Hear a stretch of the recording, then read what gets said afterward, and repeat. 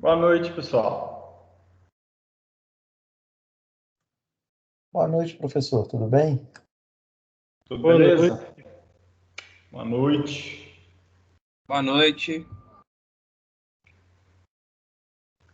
Bom, então, dando sequência aí, né, no conteúdo nosso da disciplina de estradas, vou falar um pouquinho, né, uma revisão geral do que já foi falado aqui, o que vai cair na nossa próxima avaliação e daqui em diante exercícios, né, colocar em prática aí todo o conteúdo relacionado, né, a teórico. A gente já meio que passou, vou fazer um gancho aí com tudo que foi discutido, a gente começar a fazer os exercícios aí para preparar para a nossa avaliação, né? Que vai ter parte teórica, mas também vai ter parte de cálculos aí, tá? Então, compartilhar nossa tela inicial aqui, só para relembrá-los aí o que a gente vai estar cobrando nesse início.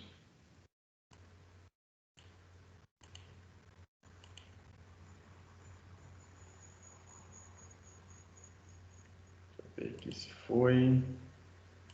Tá, beleza. Então, pessoal, o conteúdo, né, que foi passado, que a gente já fechou ele aí, né, da nossa avaliação, vai ser a parte de velocidade de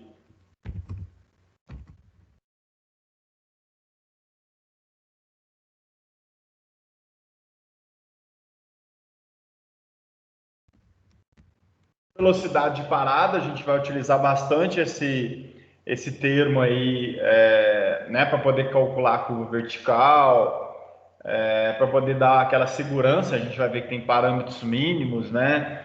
Dependendo da curva, né, vertical ela é muito pequena, a velocidade de parada vai ser maior que a própria curva. Então, antes da pessoa entrar na curva vertical, ela já vai estar freando, né? Vai estar percorrendo toda a curva vertical, já tendo essa frenagem. Então tem a questão da velocidade de parada, que ela é altamente relacionada à questão da visibilidade, né? Então, a gente vai ter aí a questão da visibilidade.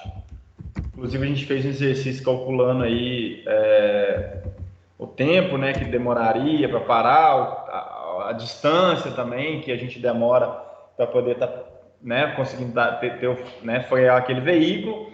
Mas tudo isso depende, obviamente, das condições, né? Condição de tempo, condição de pneu do veículo, velocidade do veículo, né, qual que é a situação, né, a manutenção daquela rodovia. Tudo isso vai estar influenciando a questão né, da velocidade de parada aí. E a questão da visibilidade, ela tem que ser verificada para questões noturnas também, principalmente aí se o veículo, né, o veículo talvez está descendo assim, não, mas de dia eu consigo enxergar o veículo lá em cima.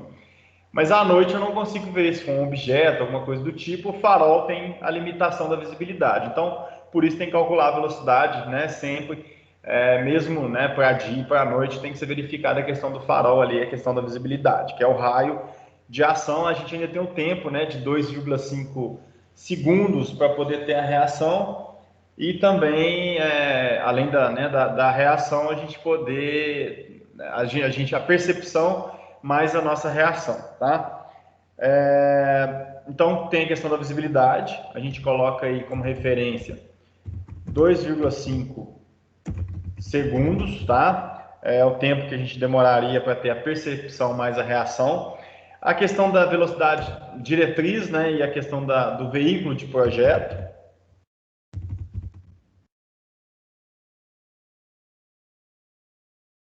Veículo de projeto também. Por que a gente tem que estudar a questão da velocidade diretriz? A velocidade, né, daquele, né, de acordo com as classes.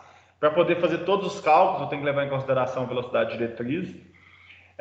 A velocidade, o veículo de projeto para verificar a questão de curvas, né, para a gente poder estar calculando a superlargura, a superelevação, tudo tem que ser verificado também. A questão, então, da frenagem, ela vai estar relacionada à velocidade e ao pavimento, entre outros, a gente já tinha falado. Super largura, né? Só o conteúdo que a gente vai estar cobrando de vocês a partir de agora. Super largura, super superelevação. Superlargura e superelevação. E por fim, né, a questão das curvas verticais.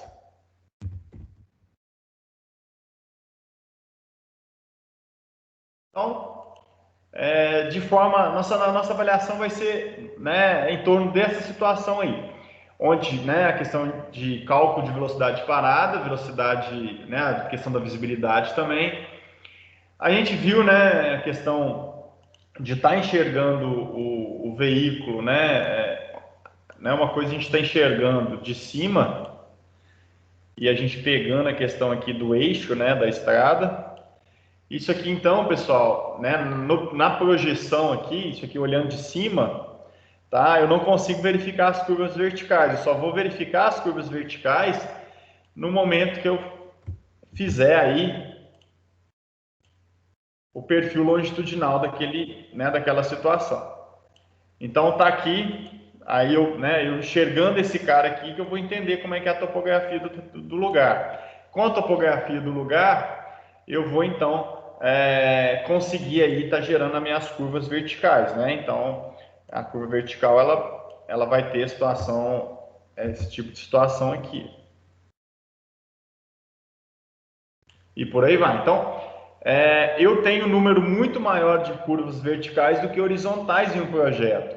Então, por isso que a gente falou, inclusive, a questão da escala, né? Normalmente é 10 vezes de diferença, né? Porque um está em quilômetros, né? Estrada de 70, 100, 200 quilômetros, e a outra está altimetria em metros. Então, a questão do estaqueamento e tudo mais, eu aplico um exagero, né, vertical para poder representar toda a minha estrada. Então, normalmente, a escala ela é 10 vezes diferente a vertical da horizontal, por causa, né, dessa quantidade de curvas verticais que eu vou necessitar ter no desenho do meu projeto, tá? A gente viu a questão também da superlargura e superelevação, né? A questão do veículo. Opa, saiu demais aqui. A questão do veículo, né? Quando ele está numa reta e depois ele atinge uma curva, né? A tendência dele realmente é ele continuar nessa reta, né? Sair pela tangente. A gente verificou que as forças atuantes nessa curva, então, eu tenho a força centrífuga. A força centrífuga vai puxar o meu veículo para fora, e para compensar esse cara, né, eu crio a força centrípeta, aonde a superelevação ela vai estar dando contrapeso para que o veículo, né, se mantenha na curva de forma estabilizada aí. Então, a gente vai ver, né, a gente vai ver e vai aplicar essas fórmulas relacionadas com a força centrífuga, centrípeta, relacionada à questão da superelevação, né, a gente vai ver as porcentagens, a questão de rampa também, né, rampa máxima, rampa mínima, e por fim, a questão das curvas verticais também, né, aquele desenho que eu mostrei para vocês. Então, em resumo, né, a gente vai falar sobre tudo isso aqui, tá, teoricamente, e fazendo as atividades aí eu vou colocar, amanhã eu devo estar colocando um exercício, ele já está lá, amanhã a gente inicia a resolução deles. São exemplos práticos aí com relação a isso aqui, para poder dar um embasamento para a avaliação aí de vocês, tá? Ok, deixa eu migrar aqui. Deixa eu mudar o PowerPoint aqui. De introdução era isso. Tá. Vamos falar um pouquinho. Voltar para a tela aqui e compartilhar.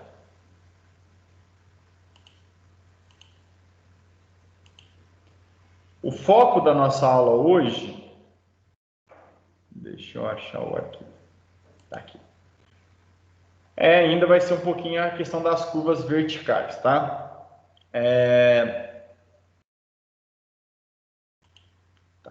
Então, tá aí, né, uma seção transversal, e aqui é a forma, né, da gente estar calculando, né, a curva vertical. Então, no projeto de curva vertical aí, pessoal, a gente vai precisar dessas informações que são esses pontos notáveis, né?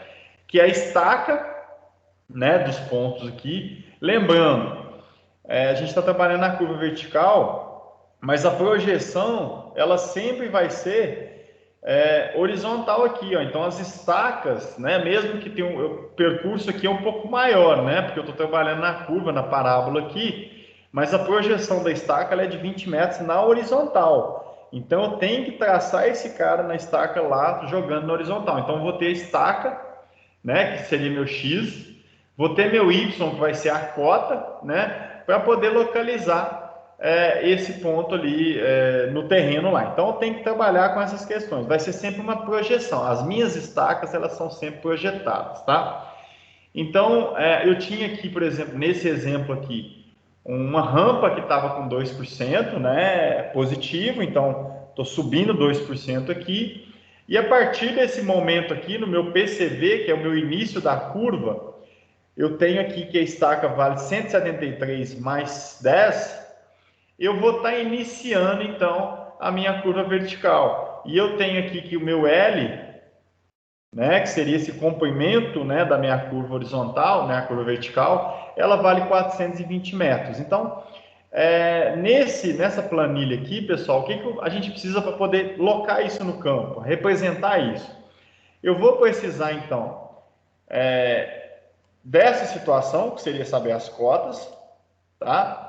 E eu preciso dessa relação, que seria identificar qual que é a minha cota, né, desde a minha estaca e desde a cota. São os dados que eu preciso estar levantando para poder fazer a alocação disso numa obra. Então, eu vou ter aqui a minha estaca do meu PIV, eu tenho a estaca de informação. Opa, deixa eu pegar o outro. É esse aqui. Então, eu tenho a minha estaca inicial, 184, desse cara aqui, né? Obviamente, deixa eu pegar aqui. Pontos de referência, então, vai ser estaca 184, que é o meu meio. A minha cota, que é 830, que é a medida dessa forma aqui. E eu tenho a minha flecha, né? Que seria essa altura, essa distância, né? Da minha curva para o meu ponto aqui, né? Para o meu alinhamento. Então, são os elementos fundamentais que a gente vai estar usando nas curvas aí. A gente vai calcular um exercício de curva no final da aula e a gente vai ter que realmente interpretar sempre olhando essa questão da projeção. Desde a minha projeção aqui relacionada à minha estaca, desde a projeção relacionada à minha altimetria, que seria a minha cota. Então aqui eu tenho os dados da minha curva, que vai ser o ponto inicial, né, o ponto da curva aqui, que é a estaca inicial. Vou ter o ponto final da minha curva, então o PTV, e vou ter as cotas. Está aqui a cota 821,60, está aqui a cota 825,80 e está aqui, né, o meu desenvolvimento aqui relacionado, né, o meu grade, como é que vai ser minha curva aqui relacionada à curva vertical. Então, em se falando aí de um projeto de estradas de curva vertical, a gente vai ter essa configuração. Lembrando então que vai ser positivo sempre subindo, negativo sempre descendo, né? Tá aqui o menos 4, e aqui a representação das estacas sempre no horizontal. Então, a gente não trabalha com essas distâncias inclinadas, a gente trabalha para as estacas, a gente vai estar trabalhando sempre com as estacas na projeção horizontal, tá? Então, tá aqui dois exemplos né, de uma curva aí, né, uma relacionada a côncavo, que seria esse caso aqui, e a minha outra convexa, tá, que seria esse caso aqui. Professor, posso ter alguma dúvida com relação a qual é a diferença de côncavo para convexo? Vocês lembram de alguma coisa relacionada para poder separar o que é convexo e o que é côncavo? Eu tenho uma forma de identificar, talvez vocês não conseguem errar mais. Pode ser simples, né? Isso aqui é coisa de telecurso, mas, por exemplo, a curva côncava, tá? Vocês vão lembrar de uma cava, tá? Uma coisa bem besta, mas que talvez vai facilitar para vocês não esquecerem. Se eu tenho essa situação aqui, ó, então isso aqui era como se fosse uma cava. Então é só toda vez que vocês lembrarem de côncava, vocês vão separar, né? Esse último final aqui, separa ele, vocês vão lembrar da cava, então vai ser o buraco, tá? Bem, só para vocês, né? Bem, tem que ser bem besta essas coisas para a gente nunca esquecer. Então, côncava é quando a nossa curva estiver nessa situação aí, tá bom? Se alguém tiver alguma outra forma de lembrar o que é côncava, convexa de forma melhor que essa, inclusive, aí pode até compartilhar com a gente, pessoal. Mas ficou claro? Então, convexa e côncava. A côncava seria, né, sempre que a gente tiver essa geometria aqui de buraco, vocês podem falar então que é a côncava, que seria esse lado aqui, tá? Da minha curva, tá bom? Ficou fácil aí com agora separar o que é convexo e côncavo?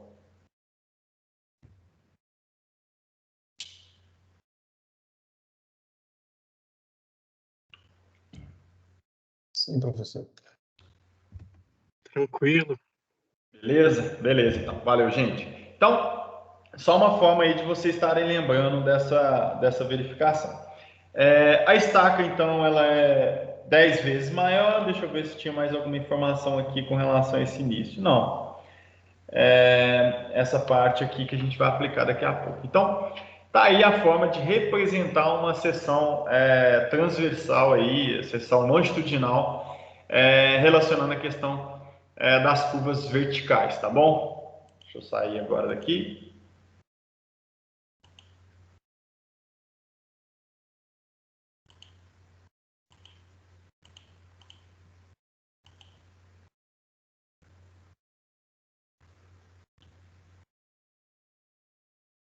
Deixa eu achar aqui o arquivo.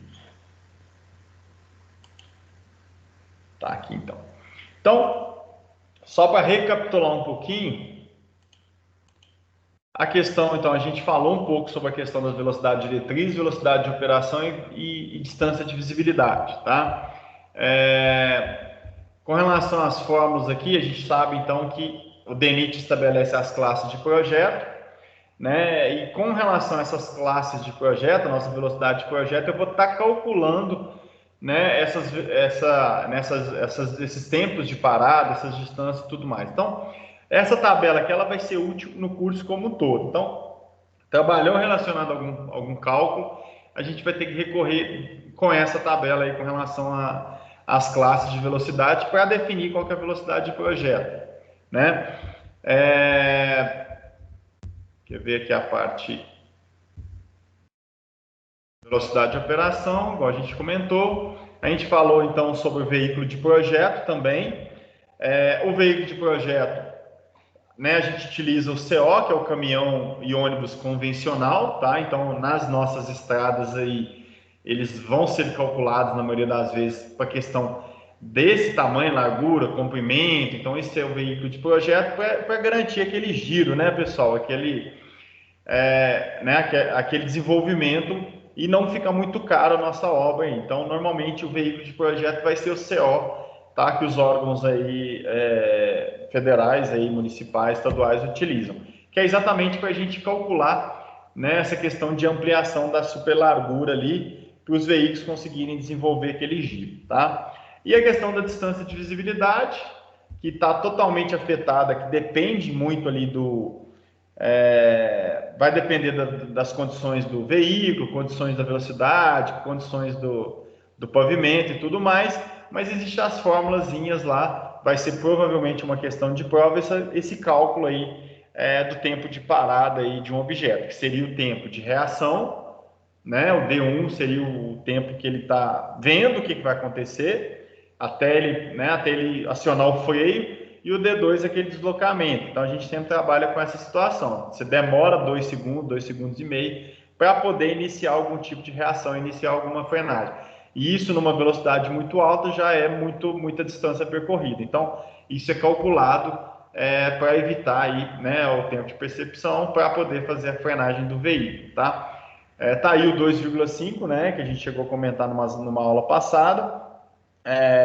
Aí a equação, né, final, né, vai virar esse cara aqui para a gente poder verificar. Então a gente chegou a fazer um exercício desse, calculando a distância de visibilidade parada. A gente depende, então, Para esse caso, a gente vai depender da velocidade, né, de diretriz, a velocidade em quilômetros por hora. A gente vai depender do nosso coeficiente de atrito, né, e da nossa inclinação. Então, também vai estar influenciando. Se eu estiver subindo, né, a tendência é eu parar antes. Se eu estiver descendo, né, com relação à própria gravidade, vai puxar o veículo. O tempo, o deslocamento vai ser maior também, tá? Né, questão de coeficiente, como que calcula, a gente chegou a falar que as condições de chuva também a gente tem uma redução, o tempo de frenagem ele aumenta, por isso que a velocidade ela tem que ser reduzida em época de chuva. E a questão da dupla visibilidade, é um veículo de um lado e um do outro, você multiplica por 2, é o caso da velocidade de dois veículos de 80 km por hora, se bater era como se eu estivesse somando essas velocidades, né? Então era como se estivesse a 160 km por hora. Então, por isso que essa distância também eu tenho que multiplicar por 2, tá? Acho que com relação a esse conteúdo aqui, né, a gente chegou a comentar, tá ok. Então, seriam esses cálculos aí com relação à segurança, tá? Com relação à super largura, o que a gente vai estar cobrando de vocês aí com relação aos exercícios? É entender essa questão da distribuição, né? A gente começa normalmente com a porcentagem aqui, mais a porcentagem do nosso acostamento, né? Só que esse cara aqui, ele vai ter que ser de forma gradual, ele vai ampliando para não ter aquele degrau na pista. Então, a gente vai ter os cálculos subdividindo aqui, com isso a superlargura também vai aumentar aqui, né? Além da superelevação, para que eu tenha o maior conforto possível para poder fazer uma conversão aí, tá? Aqui está um exemplo bem mais claro com relação, né, ao próprio acostamento.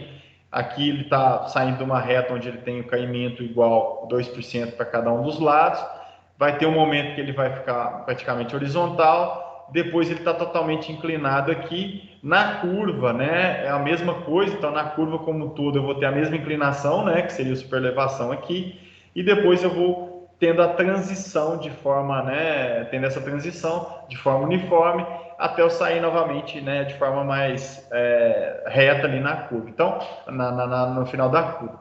Então, é aquela tendência, né, de garantir ali uma questão de suavizar, né, a velocidade de projeto, ela se manter mesmo eu tendo uma curva, né? O ideal é que seja isso, a velocidade da via é de 100 metros, na curva eu tenho que conseguir ter 100 km por hora sem nenhum tipo de dificuldade, né? A gente viu então a questão da força de atrito, né? E a força centrípeta para poder estar garantindo a questão dessa segurança aí do veículo, né? O mais comum que a gente vai utilizar é sobre o eixo, tá? A gente não deve ter nenhum tipo de exemplo de exercício, né, fora dele. Que é o mais comum e o mais simples de estar trabalhando. Eu faço toda a verificação, todo o meu giro, né, vai ser em torno do eixo aí, para poder estar calculando a superelevação, tá? Aí está o exemplo, né, de como ficaria, tá? Dá os dois, um fica em nível, depois até todos estiverem na mesma inclinação, tá? Inclusive a superelevação máxima, né, que a gente pode ter na nossa região aí, tá? Aí tá as velocidades, aqui com relação ao atrito. Então a superelevação máxima aí é de 12%, né? E podendo tender aí até 4, 2%. Normalmente é múltiplo de 2 aí a nossa superelevação. Então a gente chegou a falar dessa tabelinha do E máximo aí, tá? A questão do raio mínimo também, né? E todas as taxas aí, a gente chegou também a calcular um exercício, a gente vai fazer um exercício a partir de amanhã com relação a esse raio, né, com relação à superelevação, as taxas e tudo mais, tá? As fórmulas aí, né, segundo a Asto, o giro em torno aí mais uma vez, para fechar só esse conceito. E a questão da superlargura, né, aumentar a área para o veículo conseguir fazer a conversão e não ter a possibilidade de bater com o veículo que está do outro lado, tá? Questão da superlargura aí. Beleza, veículo de projeto a gente chegou a comentar. Com relação, então, ao perfil das curvas verticais, tá? Tudo isso, pessoal, a gente já viu como tem umas aulas espaçadas. Eu estou fazendo um relembrando aqui bem rápido para a gente começar a atividade de hoje e amanhã fazer os demais exercícios. Então, só uma revisãozinha bem rápida aí, só para a gente poder entrar nas atividades. O perfil longitudinal, então, as curvas verticais. Como a gente comentou, né, no início da aula, a gente já até chegou a representar isso aí, a necessidade de lançar essas cotas. A questão da parábola do segundo grau, que é a mais comum, então a gente vai trabalhar com as fórmulas relacionadas à parábola, né, que é um conceito matemático mais simples para poder calcular todas as cotas.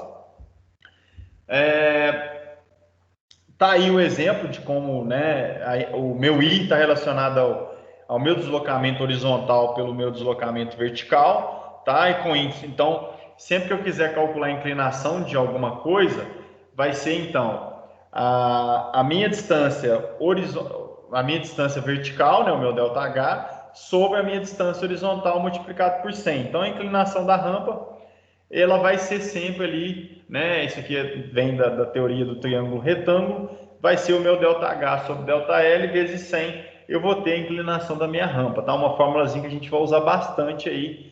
Anotem, não esqueçam dela aí. Tá? Então, terreno natural, eu vou fazer a geração da minha curva, eu tenho que achar o PCV, o PIV e o PTV. São os pontos notáveis na minha curva. A gente vai ver um pouco mais para frente esses pontos, né? A gente tem a questão dos grades ascendentes, né? Então, rampas positivas, a convenção é mais, e as rampas negativas ou contra-rampa vai ser a convenção menos, tá? E aqui os pontos notáveis, igual eu falei para vocês, PIV, o PCV e o PTV. A gente vai ter o L, que é o comprimento total da minha curva, o L sobre 2, que está relacionado ao meio aqui do PIV, mas não necessariamente significa o ponto mais alto, tá, pessoal? O ponto mais alto é o V, é calculado, né? Então, não existe essa concordância aqui, onde esse cara aqui sempre vai ser o ponto mais alto, muito pelo contrário, quase sempre não vai ser aí, tá? Vai ser em algum outro divisor aqui que a gente precisa levantar, calcular. Então, a gente sempre vai ter o PCV, o PIV, o PTV, o I1, o I2 e os L's para poder estar calculando, que são os nossos pontos notáveis aí da nossa curva, tá? Então, o comprimento, né, o L é obtido sob a projeção horizontal, né? Então, vai ser sempre no horizonte. E a curva vertical mais utilizada vai ser a parábola do segundo grau, tá? A gente sempre tem que calcular a variação da declividade no grade, ele vai ser útil para poder, inclusive, verificar se é convexa ou côncava a nossa curva, né? Então, eu faço o I1 menos o I2. Se esse resultado aí der maior que zero, vai ser convexa. Se o resultado der menor que zero, dá côncava. Então, se eu tiver inclinação, eu já consigo verificar se vai ser convexa ou côncava meu desenho, meu projeto ali, tá? E as formas aí de estar calculando o nosso L, né? Que vai ser o raio vezes o nosso G, que é a nossa inclinação, né? Então, essa é a fórmula aí de estar calculando o nosso LV, através do nosso, né, do R vezes o G, que nada mais é do que a inclinação de um menos a inclinação do outro, tá? E aí vai virar uma parábola do segundo grau. Parábola do segundo grau é igual a I igual a Z ao quadrado vezes X ao quadrado. O que significa isso aqui? Significa, pessoal, que eu vou ter o desenho. Deixa eu voltar aqui. Significa que com essa equação eu consigo achar, de acordo com esse deslocamento aqui, eu consigo achar a cota de qualquer um dos pontos aqui, ó. É a projeção. Então eu estou andando aqui, ó, e com isso eu estou calculando, eu consigo calcular a estaca por estaca de cada um desses pontos aqui. Por isso que a gente aplica essa parábola. Z vezes x ao quadrado vai ser meu y. Eu consigo então calcular todas as cotas ali de acordo, né, com o meu x. Estou andando a minha estaca para a direita, eu tenho essa relação aqui, essa relação vai me dar minha cota. Então, eu consigo desenhar minha parábola ponto a ponto, tá? Que seria minha curva vertical. Essa, então, é a vantagem, é uma forma que a gente vai utilizar bastante também. As questões das propriedades da parábola, né? Com relação aos pontos, também, isso aí, os pontos notáveis a gente já chegou a comentar, que é o PCV, PIV, PTV, o L, que é a corda máxima da parábola, os eixos, né, X e Y, né, abscissa e ordenada, o nosso raio, a nossa ordenada máxima, que a gente chama de local mais, de flecha máxima, né, aquele ponto mais crítico, as inclinações, que é o I1 e o I2, e o delta, que seria o nosso J aí, qual que seria a diferença de um para o outro, tá? Tá aí a forma, então, aquilo que eu falei para vocês, I1 menos I2, eu vou ter o J, se ele for menor que zero, vai ser côncava, e se ele for maior que zero, vai ser convexa, tá? Aí está o exemplo, então, das convexas, e aqui o exemplo das côncavas, né? Aquele negócio que eu falei da capa. Ok, então, né, algumas formas de poder estar calculando todos os valores e tudo mais.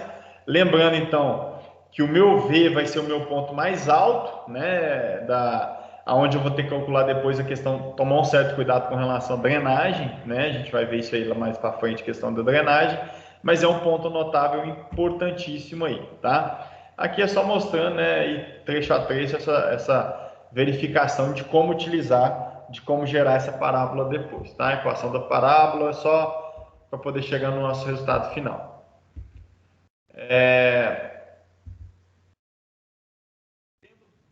Valores diferentes para côncava e para convexa. Em resumo aqui, a gente já chegou a entrar em contato. Em resumo, a gente já entra com essa parte aqui, ó. Tem que tomar o cuidado aqui na hora de calcular também o LV mínimo, né? Sempre a gente vai fazer esse teste aqui para ver se está passando, tá? Para ver se a gente não está cometendo alguma falha ali na hora de calcular o LV. Então, tem alguns testes que a gente vai desenvolver. A questão das rampas máximas adotadas, a gente chega aí até 9% de rampa. Depois eu vou mostrar aqui o decreto, a legislação federal. Quem quiser criar um novo loteamento tem que seguir ela. Quais são as rampas? É diferente, tá? Isso aqui é para uma rodovia. Vou mostrar para a área urbana daqui a pouquinho. Outra coisa, pessoal, questão até de prova que eu vou cobrar de vocês com certeza.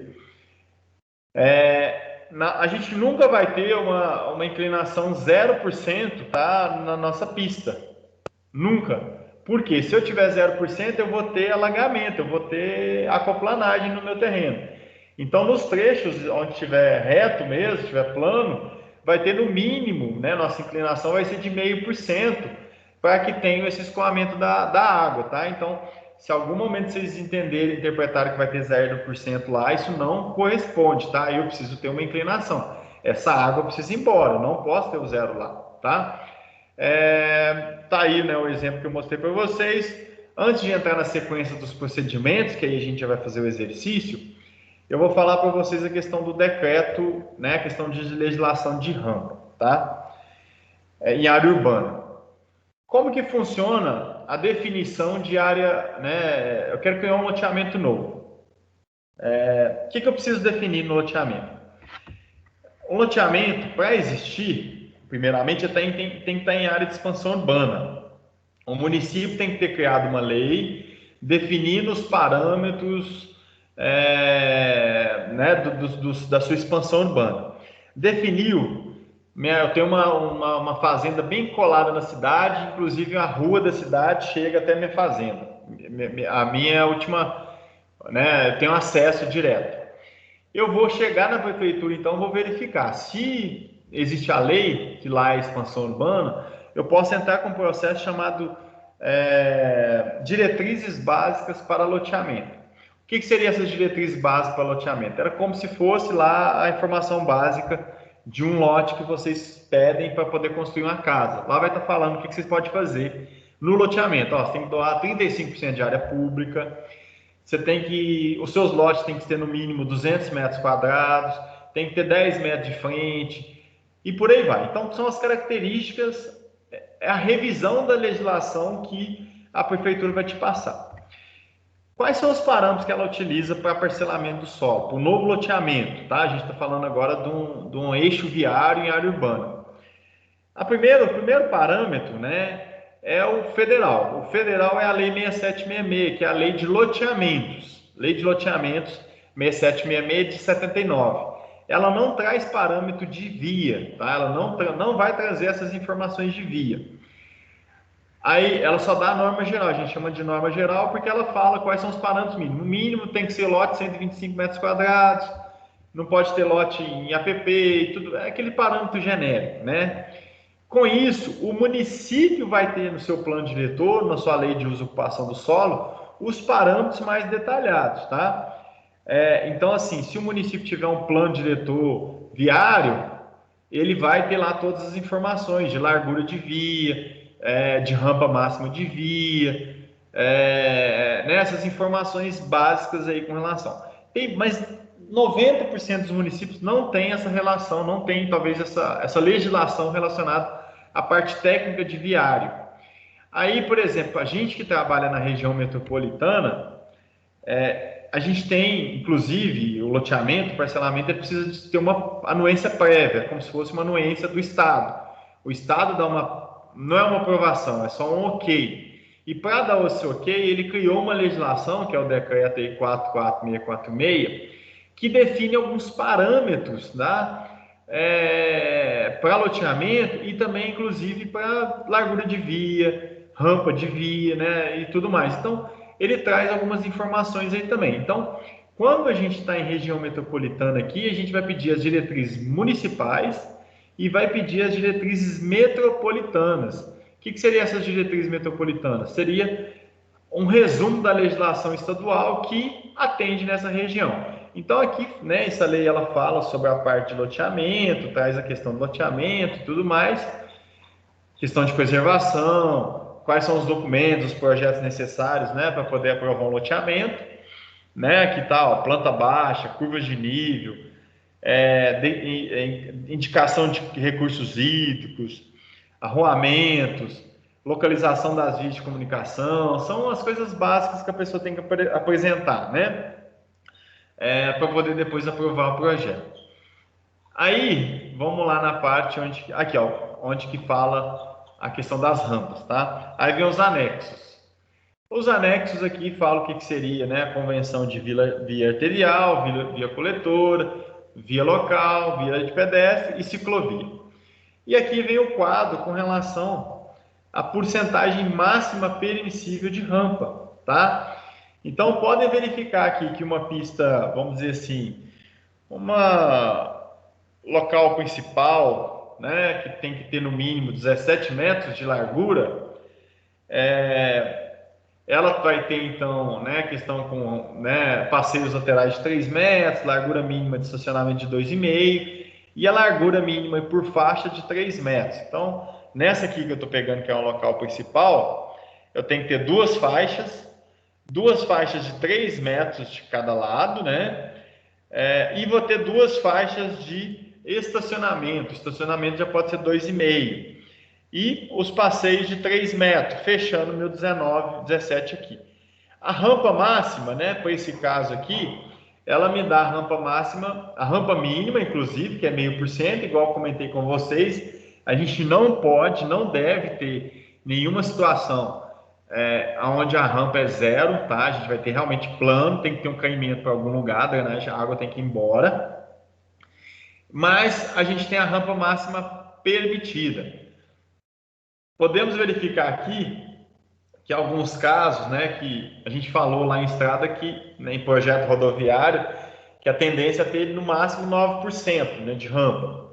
Isso para projetos novos, tá, pessoal? Se a gente pegar essas estradas aí, elas dão mais que isso, com certeza. Aqui, por exemplo, em loteamento novo, eu não posso ter um loteamento aí com uma rampa superior a 18%. Ou, se eu tiver uma rampa superior a 18%, eu preciso, né, nesse caso aqui pode chegar a 30%, para vocês darem uma verificada, mas aqui está com asterisco. Ó. O que significa? O que fala o asterisco? Rampas admissíveis em trechos de vias cujo comprimento não exceda 100 metros. Então, eu posso ter 30%? Pode. Não pode passar de 100 metros, né? E também, né, o piso deverá ter acabamento em asfalto ou em concreto moldado em loco. Para que isso? Porque para eu não colocar um tipo de pavimento que é derrapante. Então tem que tomar muito cuidado quando eu for calcular os projetos geométricos de novos loteamentos para atender essa legislação também. Então ela é um pouquinho mais permissiva, obviamente, porque é área urbana, né? Não precisa ter 9% apenas de rampa, mas eu tenho que atender, eu tenho que chegar a verificar essas questões de rampa e tentar ajustar, adaptar com relação ao meu loteamento novo, tá? Então isso aí tem que ser avaliado na hora de apresentar o projeto geométrico, tá? Então foi só para mostrar para vocês que a gente tem os parâmetros né, para fins de estadual, novos loteamentos.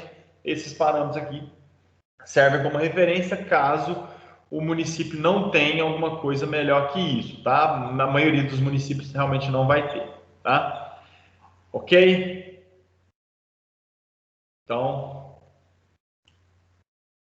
vamos aqui para fechar a questão do resumo das curvas e entrar no exercício nosso de hoje.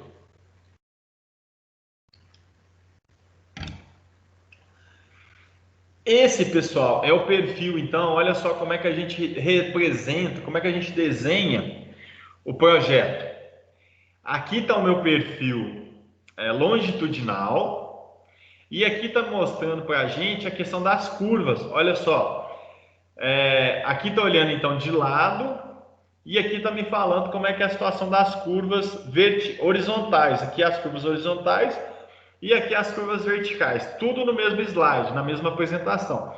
Então aqui, por exemplo, ó, tem as estacas e aqui mostra, ó, aqui eu tenho então o início de uma transição, lembra lá, a gente estudou isso no primeiro módulo? Então tem um alinhamento horizontal, aqui começa uma transição, aqui nesse trecho aqui de raio 1200, eu vou ter uma curva de 1200, depois eu vou ter uma transição de novo. Aí aqui eu já vou ter a transição da outra curva, então eu já represento aqui, gera outra curva, para depois fechar lá a minha transição. Então, a representação das curvas com transição vai ser dessa forma aqui, as estacas então elas estão aqui, serve como a mesma referência, e em cima aqui está mostrando a minha cota, meu valor de cota, né, de altimetria.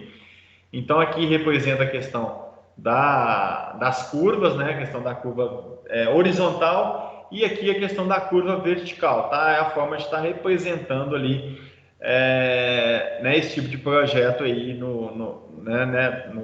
na definição, na sua concepção.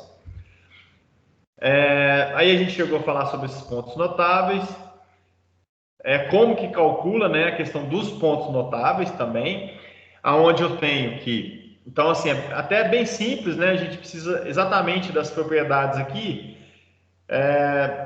eu tenho que meu PIV menos meu PCV, PIV menos meu PCV é igual ao meu PTV menos meu PIV, que é exatamente isso aqui, pessoal. Isso tudo vale L. Aqui no PIV é exatamente a metade. Então, eu vou ter L sobre 2, para poder estar fazendo esses cálculos. Então, na hora de calcular a estaca do PCV, tá? Vai ser o meu PI menos o meu L sobre 2. Então, bem simples na hora de calcular a estaca. Basta eu pegar essa estaca, menos esse pedaço aqui, horizontal sempre, eu vou ter meu PCV.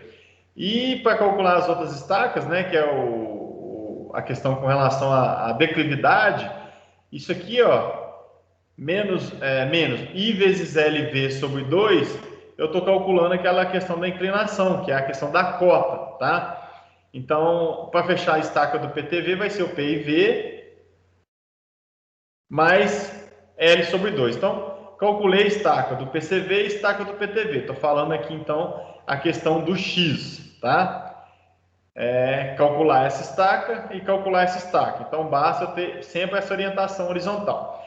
Na hora de calcular a estaca vertical, eu vou pegar a minha estaca, né, a minha cota do PIV, que é essa cota aqui, e diminuir. O que é isso aqui? I1 vezes LV sobre 2. É exatamente a distância, né? Quando eu multiplico, a gente viu lá a questão do I. O I é igual ao que, pessoal? A inclinação I. Ela vai ser igual à distância horizontal sobre a distância vertical. Então, isso sobre isso me dá isso aqui em porcentagem.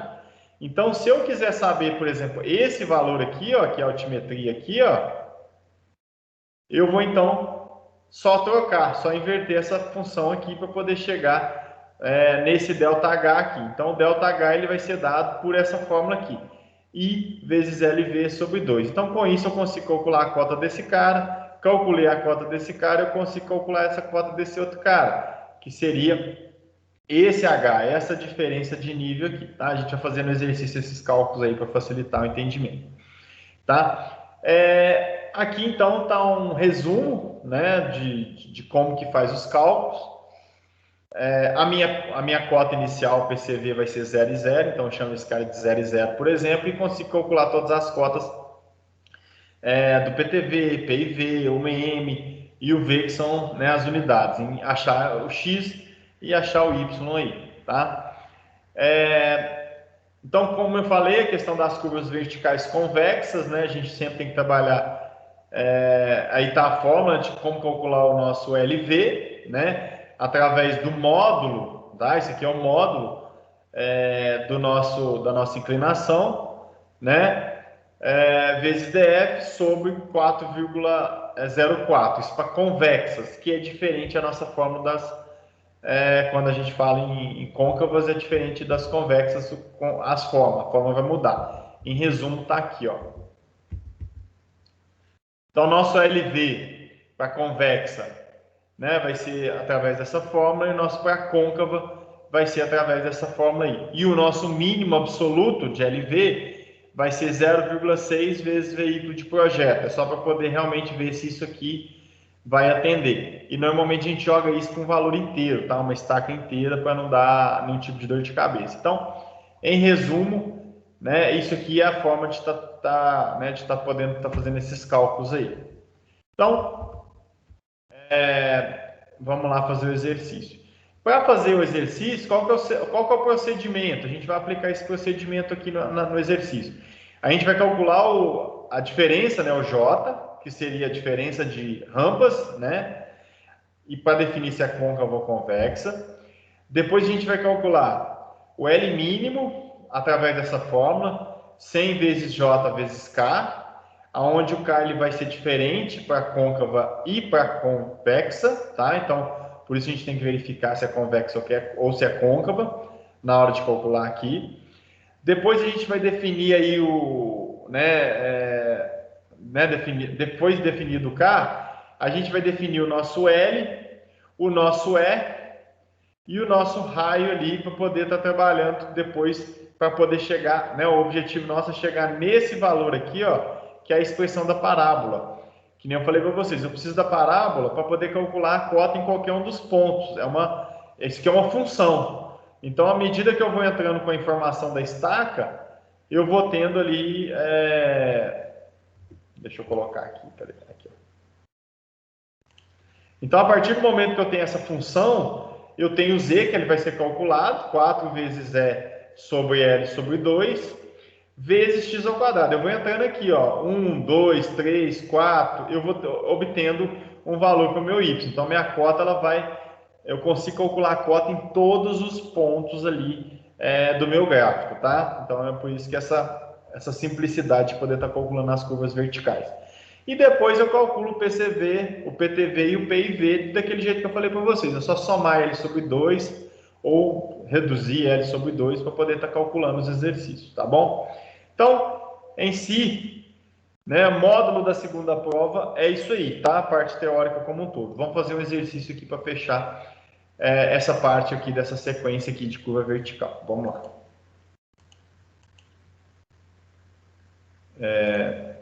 Posso sair daqui.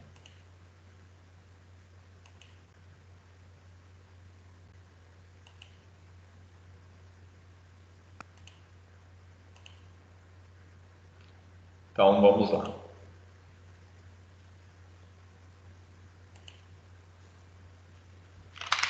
Carregando aí. Esse é um exemplo onde a gente vai calcular todos os parâmetros da nossa curva aí, tá? Da nossa curva vertical. Então, calcular as altitudes de uma porção de grade, né? sabendo que o primeiro trecho de inclinação constante com mais 2,5. Então, eu tenho uma rampa de 2,5%, né? Tem como referência inicial a estaca 350. Então, tá aqui a cota 350 aqui, tá?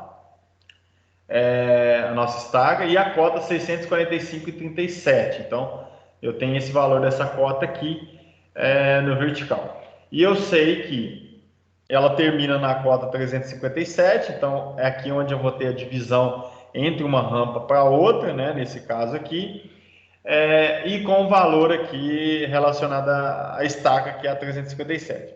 E eu vou ter que é 4% para baixo, estou descendo 4%, para estar chegando ali no meu PCV final, né, que é o 365, né, o final na estaca 365.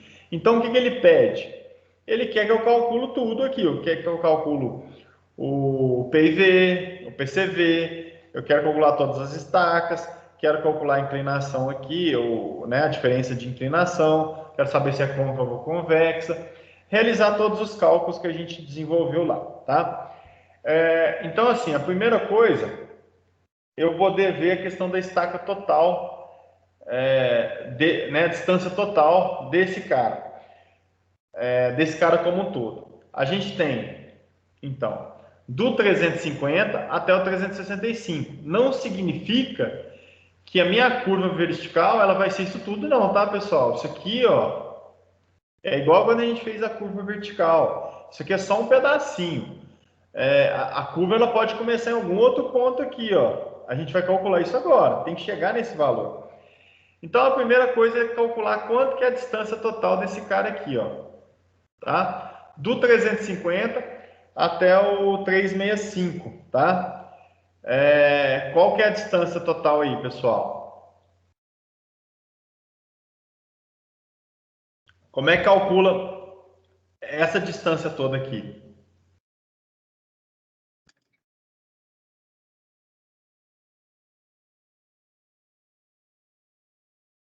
Agora eu vou precisar de vocês e a gente vai calcular os trem aí.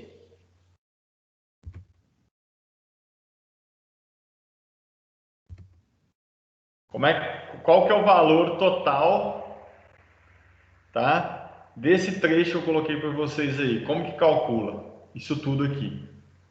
Eu acharia o valor, né, que daria ponto mais alto com a inclinação. Eu faria um Pitágoras, não? Não. Nesse início eu só preciso do horizontal. E eu tenho as estacas. Pelas estacas eu consigo, não? O horizontal você pegaria 365 estacas menos 350, a diferença vai dar 15 vezes 20, que é a distância de cada estaca.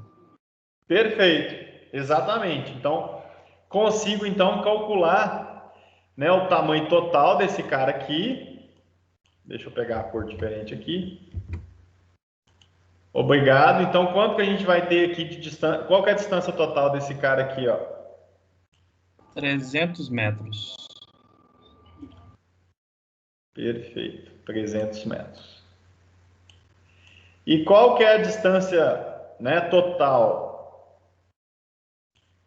A distância desse e a distância desse aqui. Estou na estaca 357. 140 primeiro. Então temos 140. E temos 160 no segundo. 160, ok? Então, já definimos aí a nossa distância 1. Deixa eu colocar o texto aqui.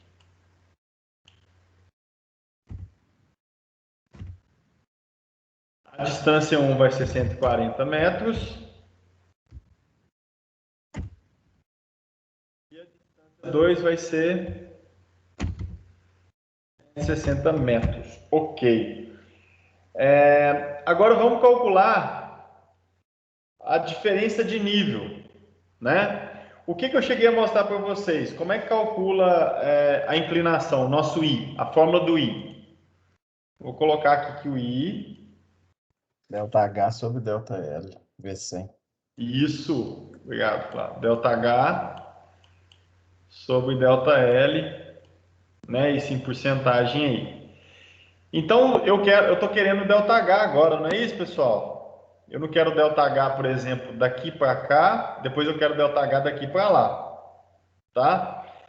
Então, qual que vai ser nosso ΔH? Nosso H vai ser igual, então, a I vezes L. Por isso que a gente calculou ali, né? Por isso que a gente calculou o 140 e o 160, para poder calcular a vertical, tá? Então, eu preciso saber qual que é a minha base para poder aplicar. Eu tenho o I e o L eu calculei. Então, com isso, eu já consigo calcular qual que é a diferença de nível desse cara para esse e consigo calcular qual que é a diferença de nível desse cara para esse outro cara aqui. Então, deixa eu pegar aqui o texto que fica melhor. Quanto que vai ser o meu H1? Vou fazer devagar aqui. H1 vai ser igual ao quê? É isso mesmo, né? Deixa eu ver aqui o que eu fiz aqui. Eu fiz o I... Não, tá certo. 2,5 O nosso... vezes 140 metros. Isso. 2,5. Só que está em porcentagem, né? Então a gente já joga aqui 0,025, não é isso? Perfeito. Já estou dividindo por 100. Vou colocar aqui, fazer devagar aqui, só porque como é o primeiro, vocês... 2,5 dividido por 100. Vou abrir um parênteses aqui.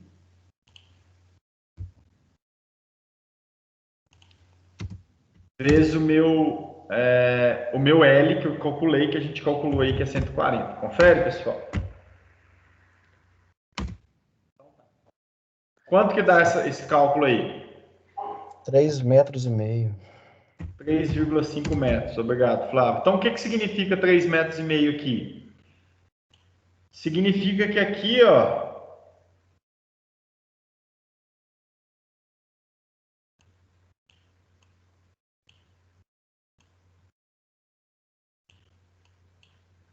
na hora de calcular aqui, o meu ΔH vai ter 3,5, ok? Então, a cota desse cara aqui, ó, levando esse cara em consideração aqui, ó, ela tá mais 3,5 aqui. Então, na hora de calcular a cota desse ponto, vai ser o quê? 645,37 mais 3,5, né? Eu consigo calcular a cota ali, então, desse primeiro ponto aqui. Então, vamos calcular a cota aqui.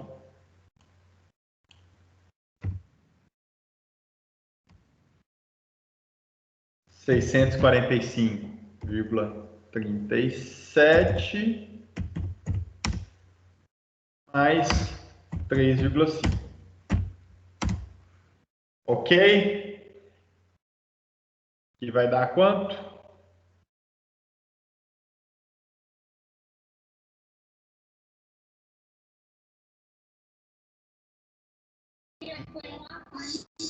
R$148,87.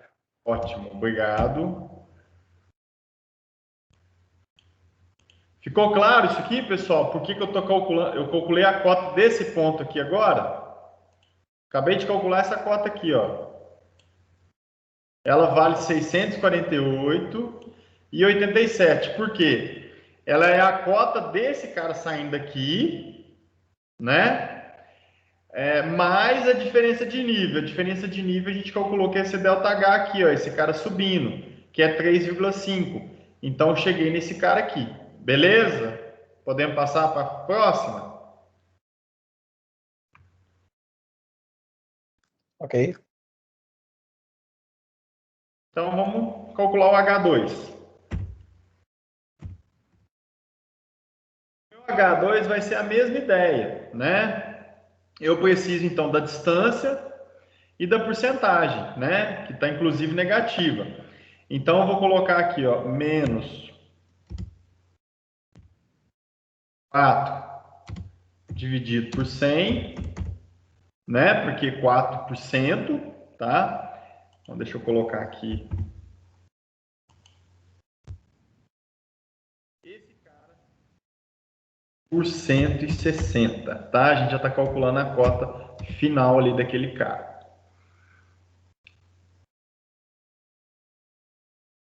Quanto que dá isso aí? Menos 6,4. Perfeito. Menos 6,4. Então, como é que eu calculo agora a cota então do CI2? O meu CI2 O 648 menos o 6,4. exatamente, a gente vai pegar então 648,87 menos o nosso 6,4. Eu estou aqui, ó, a cota desse cara aqui vale 648,87. Eu estou descendo isso tudo aqui, ó, que é, eu fiz, né, aquele cálculo do nosso D aqui para achar o H, né, a distância vezes a inclinação aqui para achar o H. Então, eu vou chegar aqui no valor da nossa cota desse cara aí, que deu quanto? 642,47. Ótimo. Beleza, calculamos CI1, CI2. Aí agora, a gente pode calcular o nosso J, tá? Seguindo aquele passo a passo que eu coloquei para vocês, tá, pessoal? A gente está seguindo esse passo a passo aqui, ó. Deixa eu mostrar ele aqui, ó. Então, tem até uma receitinha de bolo. É seguindo o passo a passo com as fórmulas. Deixa eu tentar mostrar ele aqui.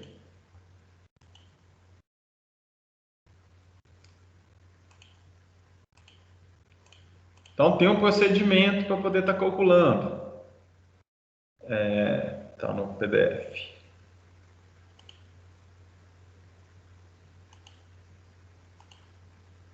Então, essa sequência aqui, ó, tá? A gente agora vai iniciar todos esses cálculos aqui. A gente agora só calculou, né? Até então a gente calculou aquelas cotas. Aí agora a gente vai calcular a questão das inclinações. Então a gente vai trabalhar com J, que seria a diferença de um menos a outra, vai verificar se ela é côncava ou convexa, vai calcular o nosso L mínimo, definir o que é convexo ou côncavo, vai escolher qual K que a gente vai trabalhar, vai definir todos esses parâmetros aqui, porque o nosso objetivo é chegar na nossa função da parábola, tá? Para poder depois conseguir calcular todo o estaqueamento. E depois calcular o PCV e PTV lá no final, tá bom? Então é esse procedimento aqui. A curva vertical ela é até mais fácil que a curva horizontal com transição, tá? Então vocês vão ver nos cálculos que a gente consegue desenvolver bem, né? Na hora que fizer 1, 2 exercícios, vai ficar bem mais fácil esse entendimento aí, tá? Não é nenhum bicho de 7 cabeças, não. Então, deixa eu voltar lá para o exercício.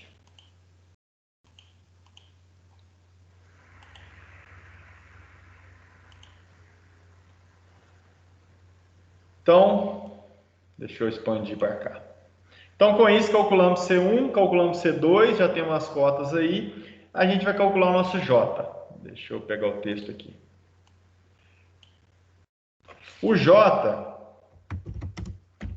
é igual a I1 menos o 2.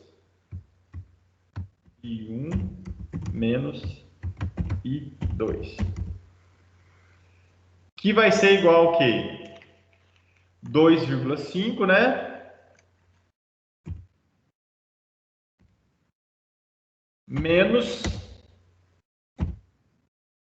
Opa! Menos 4.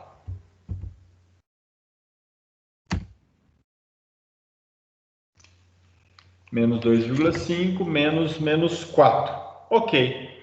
Então, quanto que vai dar a nossa porcentagem aí? 6,5 positivo.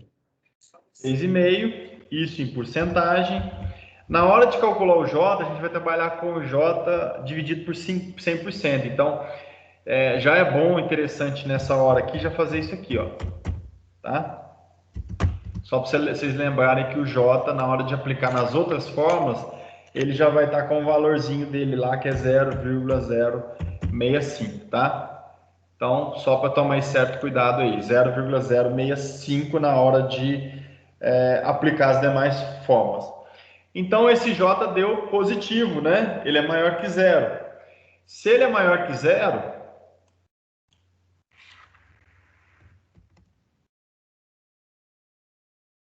é bom até para conferir.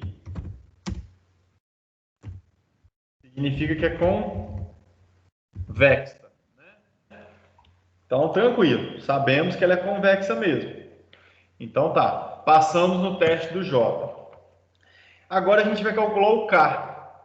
O K a gente tem que aplicar, vocês viram lá no slide anterior, que o K a gente tem dois tipos de K. Tem o K para convexa e tem o K para côncava. Por isso que eu tenho que saber se ele é maior ou menor que zero. Então, nesse caso aqui, né, eu vou utilizar o K. Se vocês forem ver lá o K lá no exercício lá, a fórmula dele é essa aqui, ó, K igual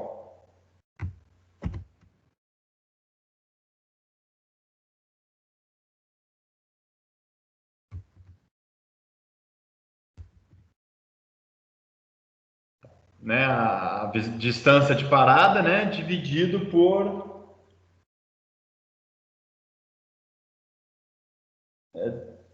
ao quadrado aqui, dividido por 412. Tá. Então, a distância de visibilidade de parada foi dada no exercício. Tá aqui, ó. 100 metros. Então, basta aplicar o K aqui dessa forma. Então, vai ser 100 ao quadrado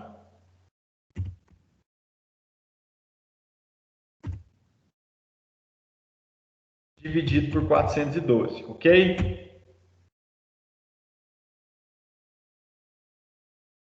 Quanto que dá isso aí? 24,27. 24,27. Obrigado. Então tá. Achamos o K, tá? Próxima etapa é calcular o L.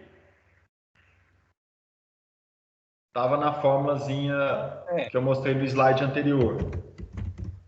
André, Oi. só uma dúvida. O K, ele é dado em metros também? Tá elevando o K.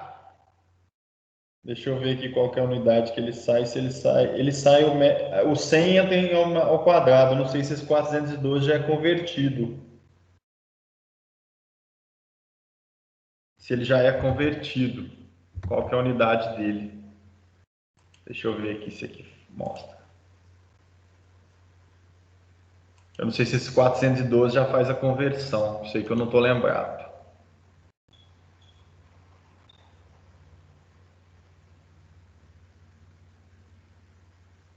Deixa eu ver aqui nas curvas.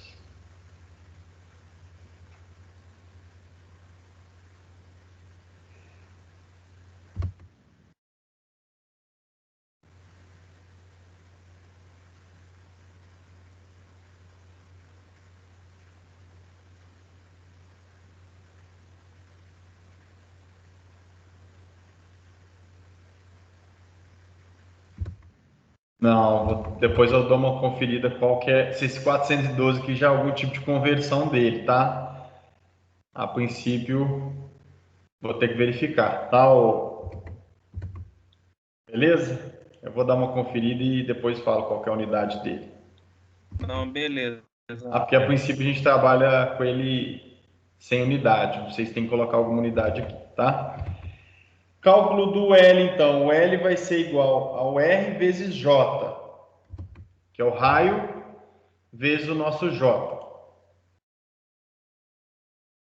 Espera aí que eu perdi a tela aqui. Achei. O L vai ser igual ao R vezes o nosso J. O nosso raio também foi dado, tá aqui, ó. Vou pegar aqui a canetinha. Raio mínimo 700 metros. Então, vamos aplicar aqui.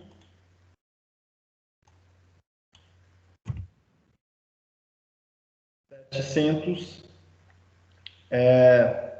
vezes 0,065. Tem que lembrar sempre, pessoal, né, que aqui já está dividindo já. Estou trabalhando com valor em 0,065. Então, nosso L, né, mínimo aí, ele vai dar 45,5.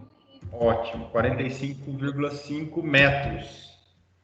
O 45, né, isso aqui no exercício ele pediu inclusive para arredondar para estaca. Então, nesse exercício a tendência é trabalhar com 45,5, a gente jogar, arredondar isso. A referência é uma convenção, é trabalhar com 60 metros, que é a estaca mais próxima, né? A gente não arredonda para menos, né? A gente arredonda para mais.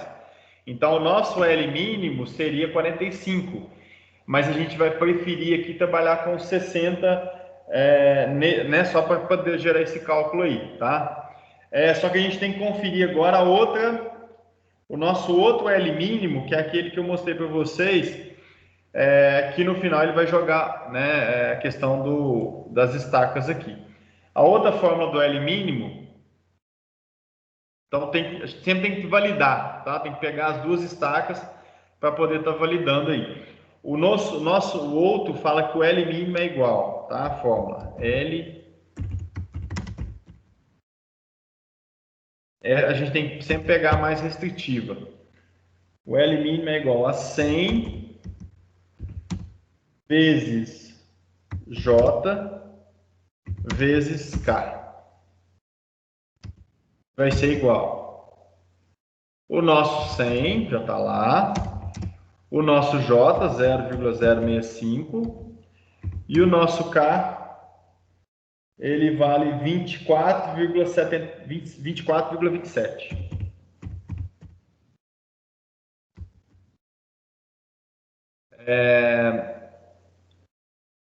Então, eu creio realmente que o K esteja em metros, viu? Por causa o J é dimensional, o 100 é constante, né? Então, o K foi dado em metros, que aí já vai dar o valor em metros, tá? Tá lá, tá subentendido aí que vai estar em metros, tá bom? Então, quanto que vai dar nosso L mínimo aí?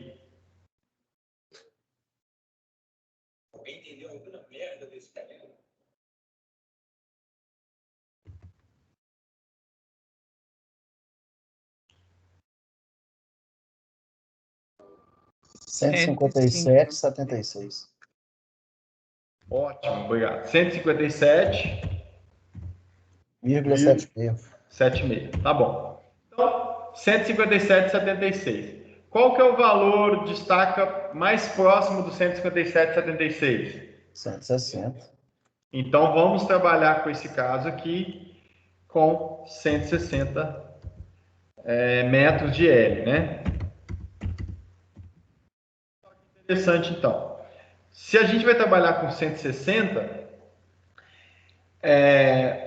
era como se eu pegasse esse meio aqui, 160, né, são 8 estacas, né? Esqueci de colocar aqui.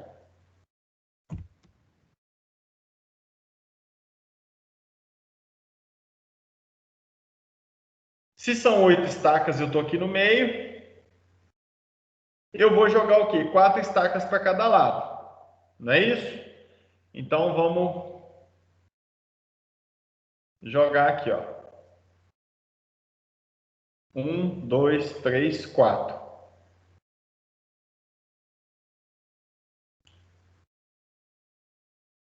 Um, dois, três, 4. Então, a minha curva, tá? Ela vai começar aqui e vai acabar aqui, ó. Deixa eu puxar com vermelho aqui a linha. Aqui.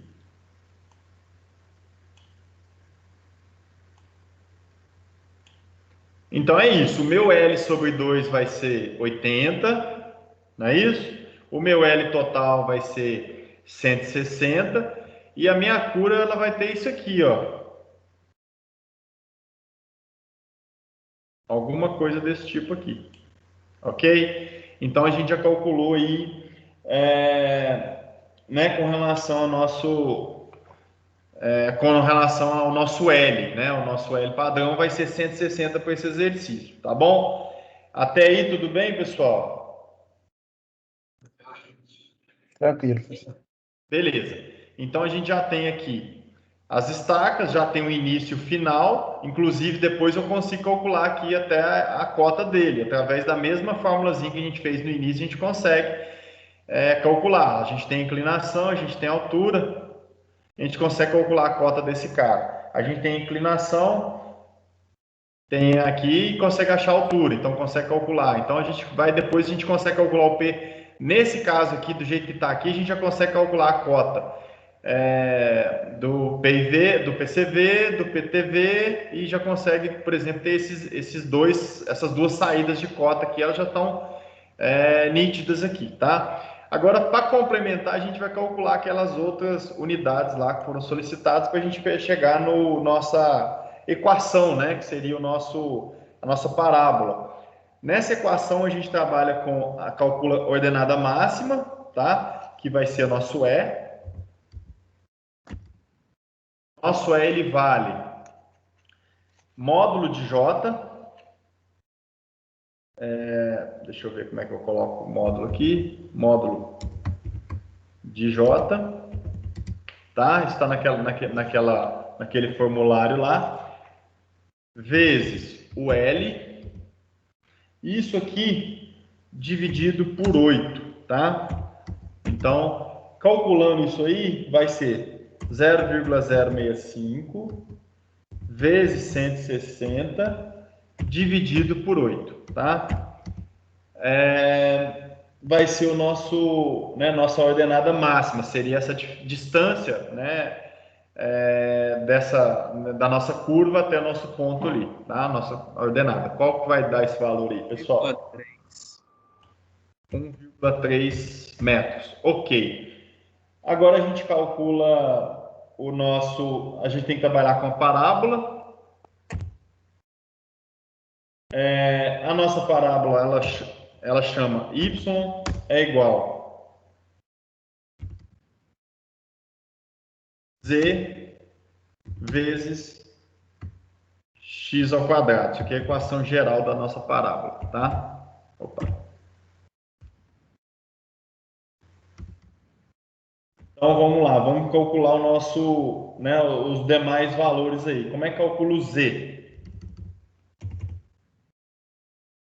Pela fórmula, o nosso z é igual a 4 vezes o E que a gente calculou agora, dividido por L elevado ao quadrado. Isso aqui vai ficar igual, então, 4 vezes o nosso E vale 1,3, dividido pelo nosso L, né? O nosso L aí vale 160, né? Ao quadrado.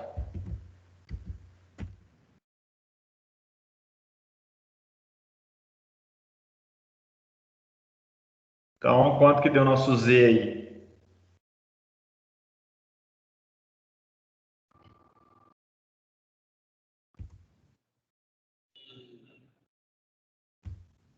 Teve meio de algumas transições, não sabe como organizar os sistemas. E no meio desse trajeto, a gente acaba se perdendo. Infelizmente, André, eu coloquei em potência de 10. 2,03125 vezes 10 a menos 4. Sim, isso aqui, né? Dá um valor muito baixo. Tá, não, beleza, não tem problema não. Tá ok, então o nosso Z, né, foi dado com relação a esse valor aí. E então agora a gente já tem a equação da parábola. O nosso Y vai ser igual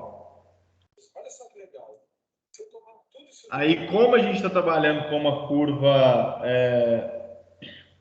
como a gente está trabalhando com uma curva convexa, a gente respiratória. Aí não vai ter estava sendo menos esse 0,00203125 vezes o nosso x ao quadrado. Para que serve essa função, pessoal?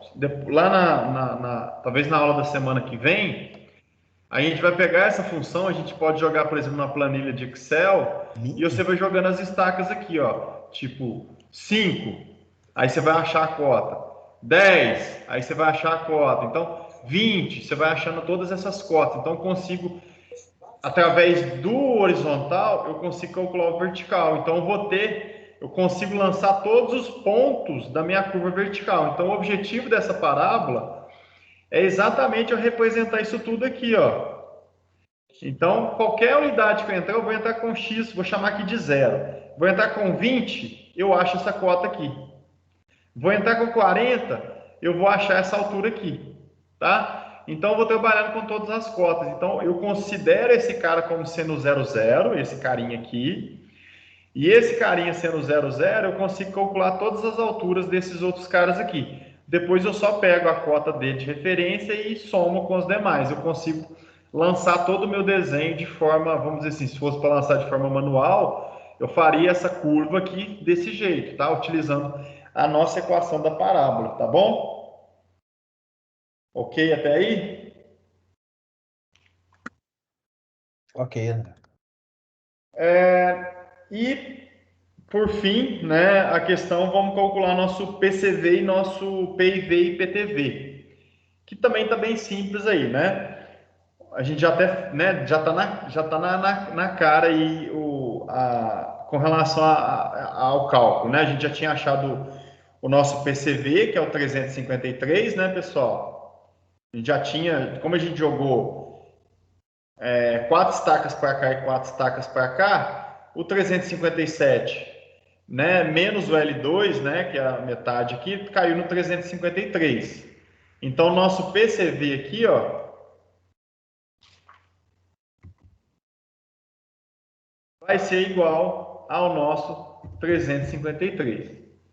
Já o nosso PIV, a gente já tinha o nosso PTV, ele vai valer o 361, que a gente tinha calculado anteriormente, tá? Então, com isso a gente calculou, a gente tinha essa situação de desenho, a gente calculou o L, no L a gente distribuiu para os dois lados, então, né, a gente calculou a declividade foi dada, né? A gente calculou a altura, com essa altura a gente foi calculando os mecanismos para poder achar o nosso L, achamos o L, aí a gente lançou o L para cada lado, L sobre 2 para cada lado, a gente achou a estaca inicial e a estaca final da minha curva vertical, com isso a gente conseguiu depois calcular a função dessa curva vertical, que é essa função aqui, aonde eu vou atribuindo os valores de x, eu vou estar conseguindo calcular as cotas de cada um dos pontos, tá? Então, se eu quiser tirar, por exemplo, fazer a prova de cálculo de cota e tudo mais, é só eu pegar essa cota aqui, ó, essa cota de cá, tira a diferença de nível aqui, igual a gente viu, né? Essa distância aqui são 3 cotas, então 20, 40, 60, aqui tem 60 metros. 60 metros vezes o 2,5 por 100, eu vou ter essa diferença de nível aqui. Então, consigo somar e achar a cota desse cara. Pego a cota desse cara e também consigo jogar para a cota desse outro cara aqui também. Então, eu consigo representar. A nossa ideia da curva vertical é chegar realmente no X e no Y de cada um desses pontos. Eu representar esse cara aqui e atender o L mínimo, atender todos os parâmetros mínimos necessários para uma curva, tá? Então, assim, é o primeiro exercício, né? Eu vou deixar mais alguns para vocês desenvolverem com relação a isso, para vocês praticarem e conseguirem ver que não é simples, você tem um alinhamento que você tem que seguir, né? Para poder chegar nesses parâmetros aqui. Então, na frente, depois a gente vai ver um pouquinho, que é um pouquinho mais complexo, que é a hora de gerar a planilha de serviço que a gente fala. É eu pegar essa função aqui, ó, cadê ela? Essa função aqui e calcular todas as informações de PCV, PIV, PTV, as cotas, a estaca e a cota, que seria onde a pessoa que for mexer com a topografia lá, ela vai demarcar e fazer o lançamento. É uma planilha de locação de curva, tá? Isso aí a gente vai ver aí na próxima semana, tá bom? E amanhã a gente vai dar ênfase em mais alguns exercícios desses aí para vocês irem praticando, tá bom? Ficou claro? Gerou alguma dúvida aí? Obviamente que via remota aí talvez gera uma certa confusão aí, talvez na sala de aula um pouquinho mais fácil, mas a gente vai tentando adaptar, né? Matéria de cálculo remoto não é tão fácil e também não é tão comum estar fazendo essa apresentação. Então, espero que tenha ficado bem claro aí, né? Se tiver alguma falha, a gente vai calculando isso, né? Vai fazendo os exercícios, vocês têm que praticar isso aí, para poder ficar fera nessa parte aí. Tá bom, pessoal? Como é que foi? Entenderam? Bem? Tranquilo, André. Bom, pessoal, então por hoje eu acho que é isso, um exercíciozinho mais simples, né? E amanhã a gente dá sequência às nossas atividades, nossos exercícios aí, porque estradas é muito exercício e a gente tenta passar de uma maneira mais simplificada aí para, né, pelo menos esse início aí para poder captar bem, tá bom?